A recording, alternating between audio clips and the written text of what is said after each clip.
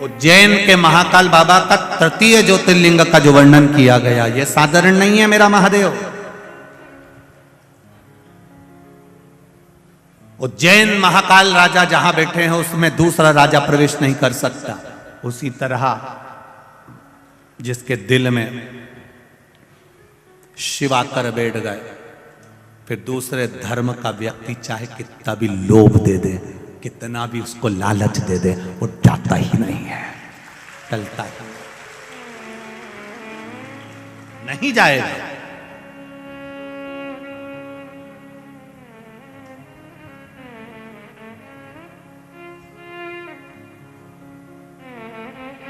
पीने वाले व्यक्ति को कितना भी समझा लो, वो शाम के समय चकमा देकर मैं खाने पहुंच ही जाता है। जिसके भीतर शिव महापुराण की कथा का रस नशा एक बार हो जाता है, वो ये नहीं देखता कि अंदर बैठकर कथा सुन रहा हूं कि बाहर बैठकर, उसको तो केवल अपनी मस्ती में कथा का लाभ ले रहा है, उसको मतलब नहीं है।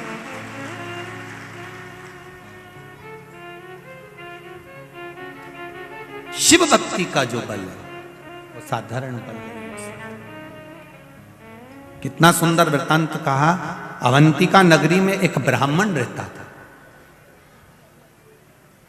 वैसे तो पूरी अवंतिका नगरी ब्राह्मणों से भरी हुई थी। संपूर्ण अवंतिका नगरी, मेरे महाकाल की नगरी उज्जैनी ब्राह्मणों से भरी पड़ी हुई थी। कहते हैं काशी में और उज्जैनी में, ये दो जगह पर सबसे ज्यादा ब्राह्मण जन निवास करते थे, और उज्जैनी पूरी ब्राह्मणों से भरी पड़ी हुई थी। एक ब्राह्मण उस उज्जैनी, सारे ब्राह्मण कर्मकांडी थे, पूजन करते थे, अर्चना करते थे, संध्या करते थे, भगवत भजन करते थे, स्मरण करते थे, भगवान से लाड लड़ाते थे, शिव आराधना में लगे रहते थे, भगवान की अविरल भक्ति में लगे रहते थे। सब शिव में डूबे हुए, सभी शंकर भगवान में डूबे हुए।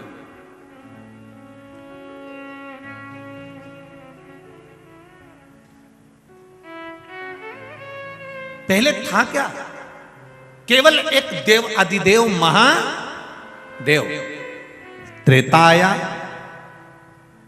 तब मेरे राम जी आए, द्वापर आया तब मेरे, जम के बोलो जरा, भगवान कृष्ण आए।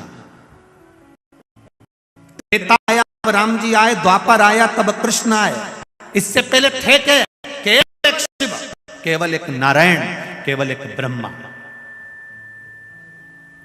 ब्रह्मा विष्णु महेश का एक स्वरूप, लिंग स्वरूप में भगवान शंकर के एक स्वरूप में विराजमान था।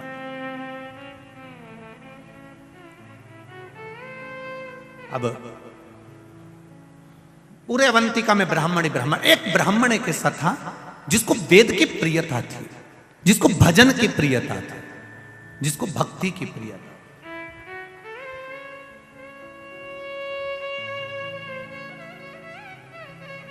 महाराज, उस ब्राह्मण का नाम था वेद प्रिय। बड़ा विद्वान, सारे ब्राह्मणों के साथ में रहना, सब ब्राह्मणों के साथ में मिलकर भगवत भजन करना, सब ब्राह्मणों के साथ में मिलकर भगवान शंकर की भक्ति करना। अब शिव की भक्ति में दिन रात डूबा रहता था, दिन रात।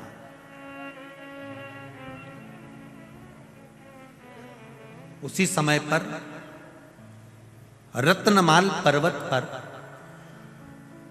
एक राक्षस हुआ जिसका नाम दूषण है। क्या नाम था? दूषण नाम का राक्षस। ये अवंतिका से 2 योजन की दूरी पर रहता था। जिस पर्वत का नाम था रत्नमाल पर्वत, उस रत्नमाल पर्वत के ऊपर दूषण नाम का राक्षस रहता था। यह दूषण नाम का जो राक्षस था, इसने ब्रह्मा जी से वर प्राप्त करा, बहुत तप करा, बहुत तप। कहते हैं इसने हजारों हजार वर्ष तक तप करा, पर ब्रह्मदेव ने आकर इसको वर नहीं दी। ये परेशान हो गया वर मांगने के लिए।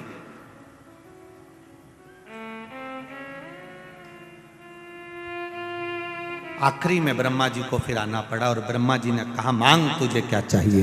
तो उसने एक बात कह दी, अगर देना चाहते हो तो मुझे दीजिए कि मेरे प्राण न छूटे। ब्रह्मा जी ने कहा ये तो हो नहीं सकता कि तू मरेगा नहीं, मरना तो पड़ेगा। जन्म लिया है, मृत्यु लोक में आए हो, इस पृथ्वी पर अगर जन्मे हो तो मरना निश्चित है। ये आपको पहले भी कथा में कहा कि बादाम खाओगे तो भी मरोगे, नी खाओगे तो भी मरोगे, रोटी खाओगे तो भी मरोगे, नी खाओगे तो भी मरोगे, कथा सुनोगे तो भी मरोगे, नी सुनोगे तो भी मरोगे। हाँ, कहीं का महाराज तुम्हें गारंटी दे दे कि तुम कथा सुनोगे तो नहीं मरोगे तो हमको भी मिला देना, हम और 25-50 साल ज्यादा कथा और बात चलेंगे, उसमें क्या दिक्कत है। कथा सुनोगे तो भी मरना और नहीं सुनोगे तो भी मरना। बस अंतर केवल इतना सा है कि जैसे तुम भजन कर कर कथा सुनकर अगर मरे तो बिल्ली अपने मुख से अपने बच्चे को जैसे पकड़ती है, साथ घर लेकर जाती है, वो बच्चा सुरक्षित रहता है। और बिल्ली अपने मुख से चूहे को पकड़ती है, चूहा मर जाता है। उसी तरह जो भगवान शंकर की भक्ति कर कर, राम कृष्ण की भक्ति कर कर, परमात्मा का भजन कर कर जो मरता है वो बिल्ली के बच्चे जैसा बचकर बैकुंठ का राज करता है, बैकुंठ का सुख भोगता है।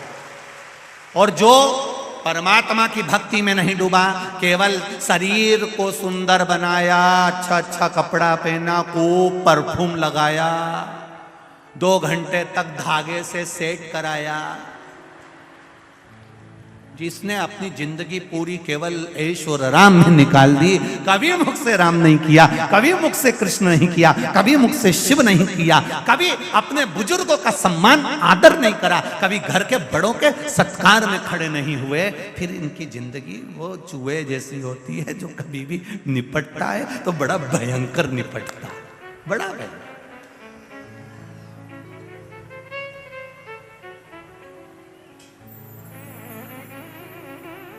भक्ति के बल पर चलते, भाव को। महाराज दूषण ने कहा मुझे मरना नहीं है, आप मुझे वर दीजिए ब्रह्मदेव। ब्रह्मा जी ने कहा ऐसा नहीं हो सकता कि तुम मरोगे नहीं, मरना निश्चित है, ये निश्चितता है, तुम्हें मरना तो पड़ेगा, पर मुझे दूसरा वर दे दो। क्या वर चाहिए? महाराज अगर मैं मरूं, मान लो मेरे प्राण छूटे, तो मुझे मारने वाला भी ऐसा होना चाहिए जिसकी बहन ने हजारों वर्ष तक मेरे जैसा तप करा हो।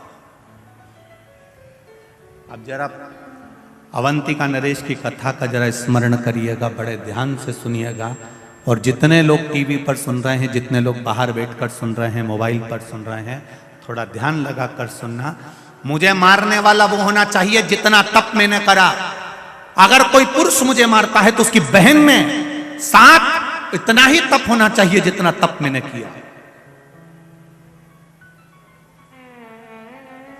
और यदि मेरे प्राण छूटते हैं और मेरा रक्त भूमि पर गिरता है तो मैं रूप फिर बदल सकता हूं। ब्रह्मा जी ने कहा तुम्हारा रक्त अगर पृथ्वी पर 1000 जगह गिरा तो तुम तो 1000 रूप रख लोगे, कुछ थोड़े से रूप तुमको दे सकता हूं।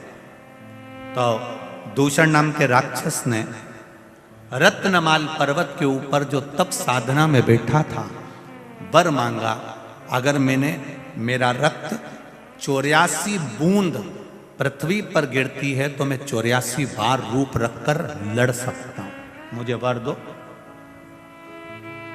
ब्रह्मा जी ने कहा तथास्तु, पर एक बार सुन लो, अगर 84 ही रूप उस बहन के भाई ने धारण कर लिए और उसने तेरा संहार एक साथ कर दिया तो फिर तेरा अंत निश्चित है। मैं मानता हूं कि मेरा अंत हो जाए। अब इतना वर सोच समझकर मांगा गया, इतना वर मांगा है। दूषण नाम का राक्षस तो आनंदित हो गया, उसने अवंतिका नगरी में प्रवेश कर गया।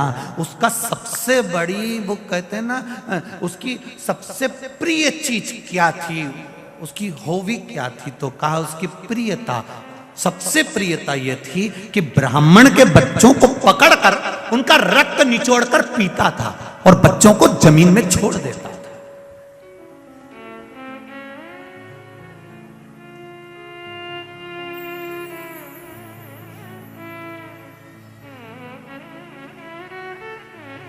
कई लोग कहते हैं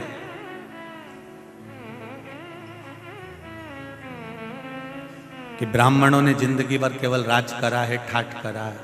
ऐसा नहीं है। पूरी पृथ्वी के जितने मंदिर हैं, देवालय हैं, जितने पूजा स्थल हैं, जितने सरोवर, जितने कुंड, जितनी नदियां, जितने तालाब, जितनी बावड़ियां हैं, इन जगह पर जाकर आप इतिहास पढ़ेंगे और सुनेंगे तो आपको मिलेगा सबसे प्रथम में बलिदान देने के लिए भी ब्राह्मण ही खड़ा होता था। निश्चितता। ये जितनी भी कथाएं होती है ना, सत्यनारायण जी की कथा देख लीजिए तो आपको मालूम पड़ जाएगा एक गरीब ब्राह्मण था। एकादशी की कथा निकालिए, उसमें आ जाएगा एक गरीब ब्राह्मण था। सारी कथाओं को निकाल कर देखिए, उसमें लिखा मिलेगा आपको कि एक गरीब ब्राह्मण था। इस जगह पर किसी बढ़िया को नहीं बोला, इस जगह पर किसी अन्य व्यक्ति को नहीं बोला। क्यों? ब्राह्मण का नाम लेकर मार्क इसलिए करा गया जिससे ब्राह्मण अपने भीतर